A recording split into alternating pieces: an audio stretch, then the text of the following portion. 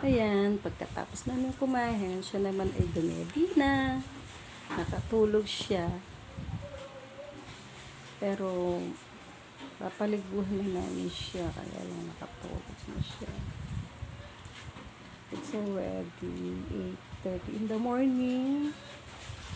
And I'm just waiting for wake up for para makapaligo na din siya kasi sobrang init na dito sa itaas, and then para maligo na din para makatulog ulit. At hindi ko pa pinaliguan si Apo, and because wala pang magbubuhat din sa kanya sa upuan para makapaligo siya.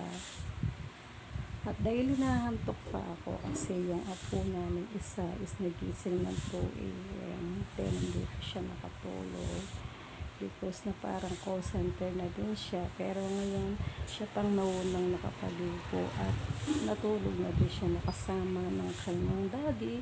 At kami naman, eto, si mami niya ay nag-uugas ng plato. Pero waiting lang siya para makaligo na din kasi ubos lang ng kanyang milk. Eto, ang sarap ng tulog dito sa aking shoulder. At ako din, hindi pa din ako nakapangilamos.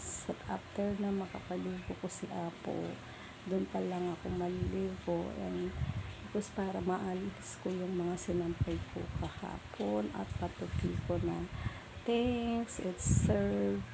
Good morning sa lahat po ng aking mga followers, and then at mga non-followers ko, kumusta kayong lahat yan? Sana hindi po kayo magsasawa pag nandyan na po yung aking wall, na sana ay like and share para makadagdag po tayo ng mga viewers. Thank you so much. That's for fun.